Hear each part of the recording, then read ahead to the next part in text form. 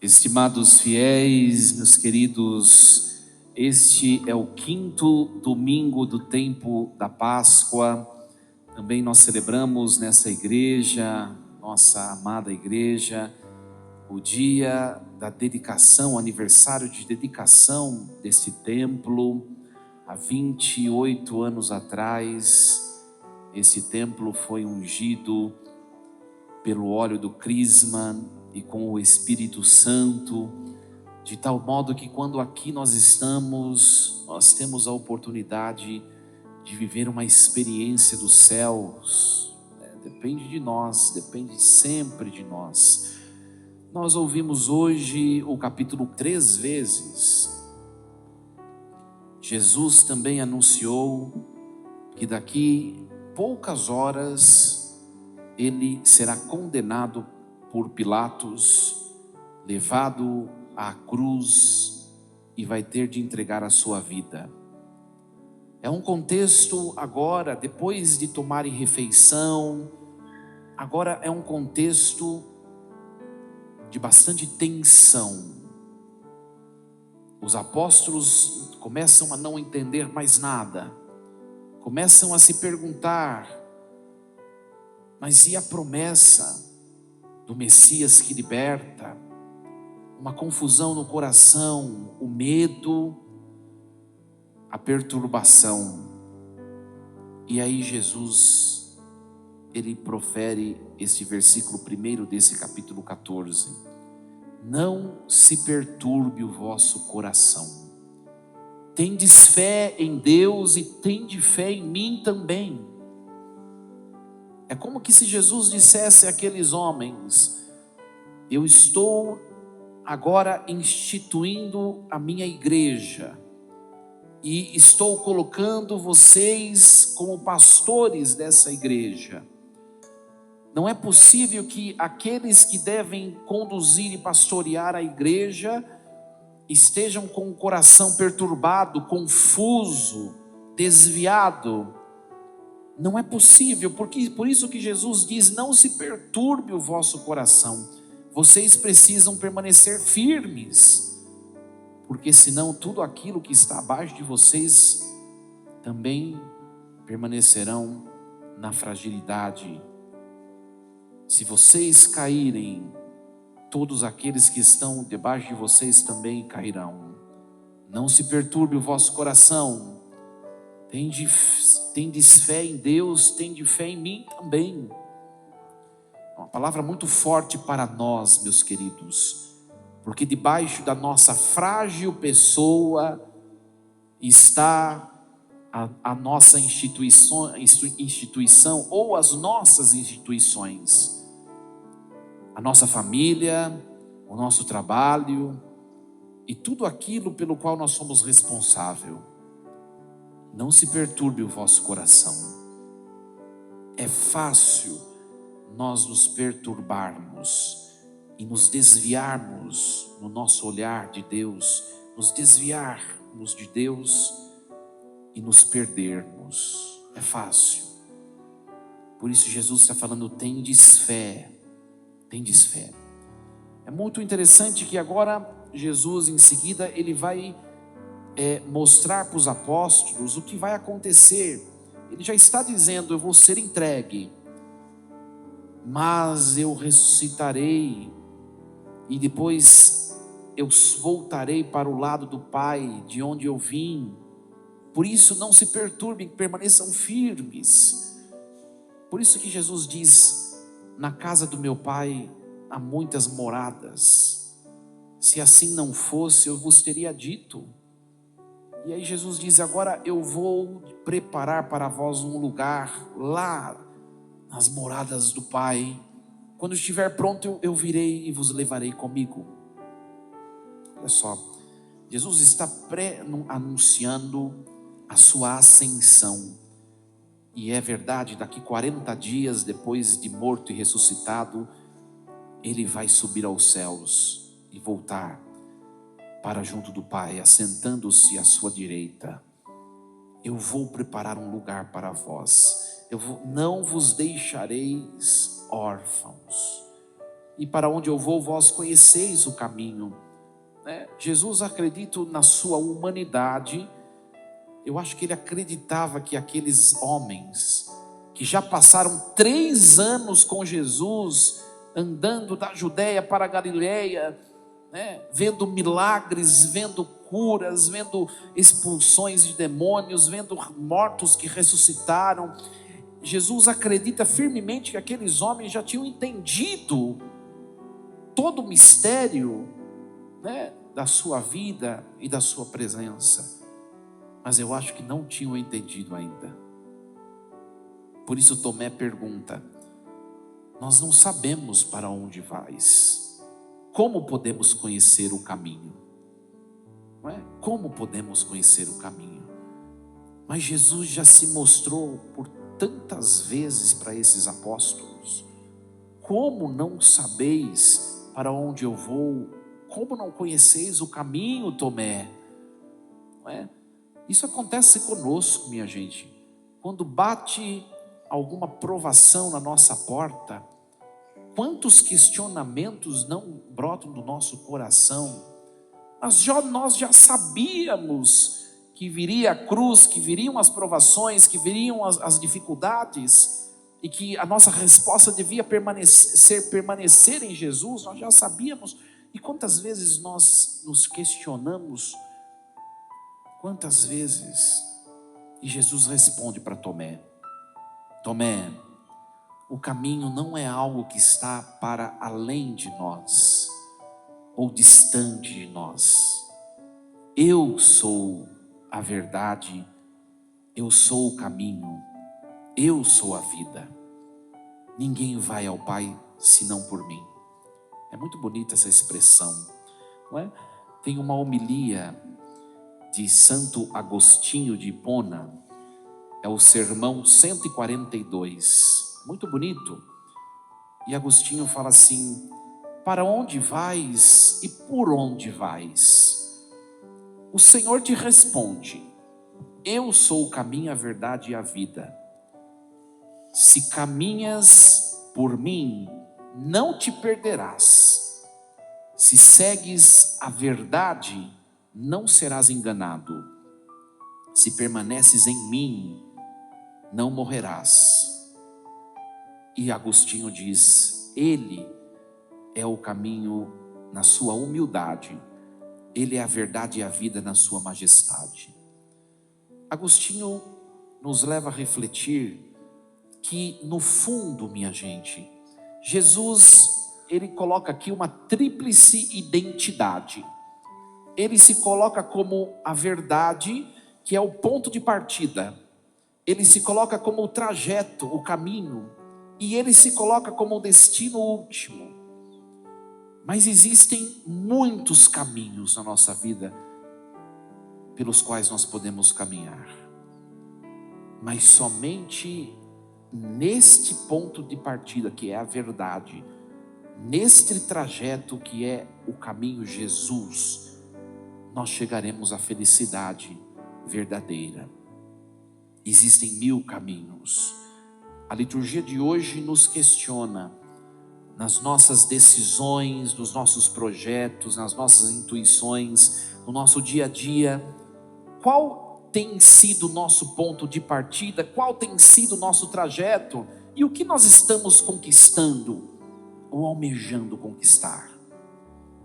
Minha gente, é só nós olharmos para trás. Eu acho que todos nós, se pudéssemos voltar no passado, acho que todo mundo teria alguma coisa na vida que faria diferente. E sabe por que nós erramos, nós escorregamos, nós nos frustramos? Sabe por que nós trazemos essa sensação de voltar atrás e fazer de novo? Porque o ponto de partida não foi Jesus. Porque quem começa nele não chega em outro lugar senão a um destino de alegria e de felicidade. Nós muitas vezes começamos os nossos empreendimentos, sonhos, as nossas buscas sem ele, e a frustração é certa. É certa. É uma pena que muita gente só volta para o ponto de partida, Jesus Cristo, quando chega em destinos de frustrações, de morte, de sofrimento. Hoje o Senhor, a nós que estamos aqui, nos dá a oportunidade de voltarmos, enquanto nós estamos em alegria, em vida, estejamos neste caminho. É muito interessante que o que Jesus ele mostra para Tomé não é um mapa ou apresentando um trajeto espacial. A verdade, o caminho e a vida é uma pessoa. Jesus diz: eu sou, né? Ego eimi, do grego. Ou seja, o caminho não é um mapa, nem um trajeto espaço-temporal, é uma pessoa. Para eu estar nesse caminho, eu preciso me relacionar com essa pessoa que é Jesus Cristo. Mas um questionamento a liturgia nos dá hoje: como tem sido o nosso relacionamento com Deus? Não somente aqui na igreja, porque também aqui nós podemos facilmente nos dispersar. O corpo estar aqui, mas a alma se perder num distanciamento gigantesco. Mas no nosso dia a dia, não é? Nosso dia a dia, como tem sido nosso relacionamento com Deus, a nossa vida de oração, a nossa busca de procurar a cada dia se assemelhar mais ao ser humano perfeito que é Jesus. Como tem sido isso? É por isso que hoje nós ouvimos o capítulo 14 e no capítulo 15 Jesus vai dizer assim: você quer conhecer o fruto? Olhe para a árvore. Uma árvore má não pode dar frutos bons, e uma árvore boa não pode dar frutos maus. Por isso que Jesus no capítulo 15 vai levar essa reflexão. Então, para eu perceber o quanto eu estou numa relação de intimidade com Deus ou não, o quanto eu estou no conhecimento de Deus ou não, é só eu olhar para as minhas obras.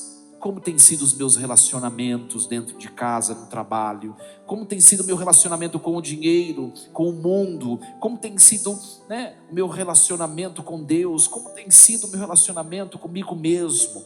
Os frutos dirão a árvore.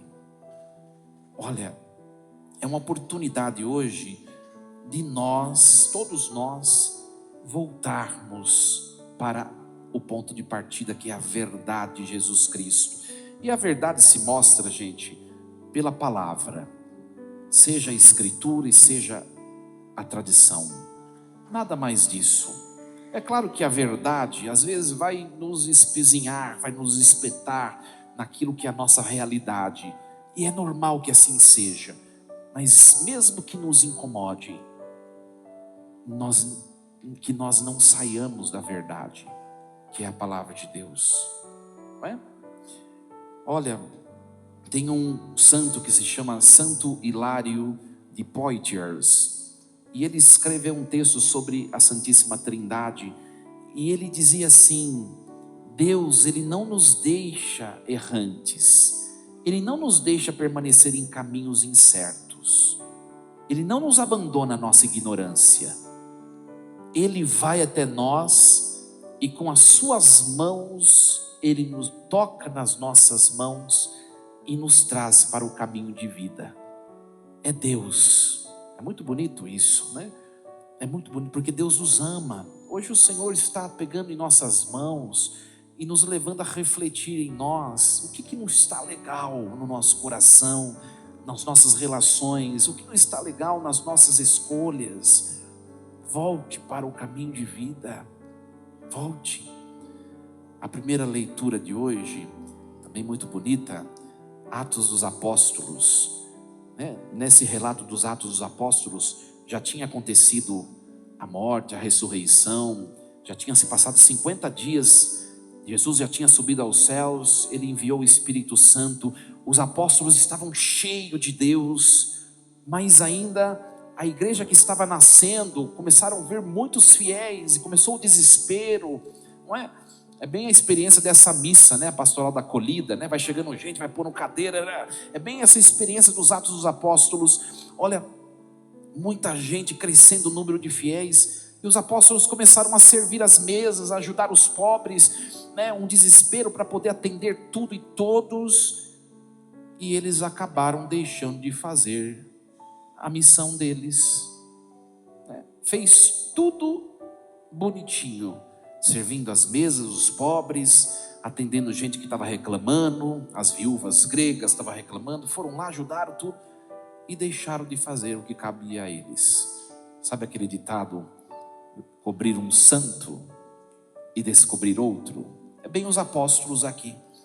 Aí eles pararam, cheios do Espírito Santo, e refletiram: não está certo que nós deixemos de pregar a palavra para servir as mesas. É bom servir as mesas, é ótimo e é necessário, mas eles na missão apostólica não foram chamados para isso. Eles têm outras incumbências. E aí o que acontece aqui? É muito bonito, esse texto de hoje é o momento em que eles impõem as mãos sobre 7 homens e ordena 7 diáconos. Aqui a instituição do sacramento da ordem no grau do diaconado. Os diáconos vão servir como auxiliares dos apóstolos, para que os apóstolos possam se concentrar naquilo que é deles, que é pregar a palavra e ser pastores, não é? O que nós vemos aqui?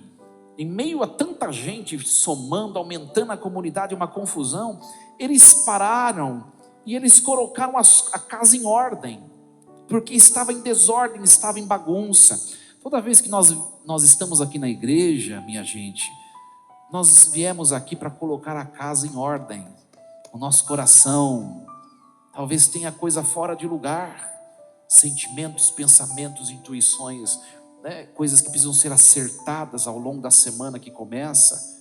É por isso que estamos aqui, para pôr a casa em ordem, né? Como diz Santo Hilário, Deus nos pegou pelas mãos e nos trouxe diante de seu Filho para nós novamente começarmos o caminho certo, porque facilmente nós nos desviamos. É muito bonito isso, muito bonito. O que acontece no Evangelho? Depois que Tomé falou, Jesus falou: Tomé, eu sou o caminho, a verdade e a vida, não é? Apareceu um outro apóstolo aqui, que é Filipe. Filipe disse a Jesus: Senhor, mostra-nos o Pai, isso nos basta. Aparentemente essa frase é muito bonita, né? Olha que bonito, mostra-nos o Pai, isso nos basta. Mas na verdade essa frase de Filipe, ela traz uma incompreensão de quem é Jesus. É como se Filipe dissesse a Jesus: Senhor, para de falar tanta coisa e nos mostra o Pai, é só isso que nós queremos. Ora, eu percebo na resposta de Jesus, isso é um modo de enxergar pessoal, que Jesus aqui, acho que, sabe quando você está feliz assim, né? E de repente você tem uma frustraçãozinha com uma pessoa e murcha. Acho que Jesus deve ter murchado aqui. Há tanto tempo estou convosco, Filipe, e não me conheces? Quem me viu, viu o Pai. Como é que tu dizes, mostra-nos o Pai? Não acreditas que eu estou no Pai e o Pai está em mim? Não é? Faz 3 anos que eu estou mostrando as minhas obras, e ninguém que não seja de fato Deus poderia fazer o que eu fiz. E você agora pergunta, quer saber onde está o Pai, quer ir ao Pai? Eu estou no Pai, o Pai está em mim, Filipe. Sabe, eu acho que Jesus reage. É claro que hoje Jesus ressuscitado, glorioso e poderoso, está assentado à direita do Pai, mas seria a mesma sensação quando estamos na igreja há tanto tempo, diante de uma dificuldade, de um problema, nós fracassamos na fé. Acho que é a mesma reação de Jesus, é a mesma reação, não é? É interessante isso, gente. Nós corremos o risco de nos tornarmos como Filipe, há tanto tempo na igreja, e ainda não cultivamos relacionamento íntimo com Jesus. Cuidemo-nos para que o nosso relacionamento com Deus não seja somente uma casca religiosa, que não serve para nada, mas no dia a dia, no meu jeito de viver a vida, no meu jeito de ser, no meu jeito de me relacionar, parece que nada muda. Não vale de nada uma religião assim, não vale de nada. Palavra forte hoje, né? Muito forte. E eu termino a homilia com essa leitura linda de hoje, a segunda leitura, que é da carta de São Pedro. Pedro olha para a sua comunidade e vai dizer assim: irmãos caríssimos, aproximai-vos do Senhor. Ele é a pedra viva, rejeitada pelos homens, mas escolhida e honrosa aos olhos de Deus. Qual a característica de uma pedra? Qual a característica de uma pedra? Ora, a fortaleza, a solidez, não é? Ele é a pedra, mas não é uma pedra morta, estática. É uma pedra viva. E aí vem o desafio. Pedro continua: do mesmo modo também vós deveis ser pedras vivas, formando um edifício espiritual, um sacerdócio santo. Aí entra o desafio. No fundo, Pedro está dizendo o seguinte: olhemos para Jesus na sua humanidade, que foi forte, pedra viva. Nós precisamos nos tornar como Ele. Olha, é um grande desafio. Por isso, necessidade de rezarmos. Hoje nós vamos receber o sacramento, seja de maneira actual, recebendo o sacramento ou fazendo comunhão espiritual. Mas nós vamos contemplar essa pedra viva que é Jesus, para que nós saiamos como pedras vivas, ou seja, homens e mulheres fortes para enfrentar a vida. E levemos no coração este versículo 18 do Salmo 32. Ele pousa o olhar sobre nós que o tememos, sobre nós que confiamos no seu amor.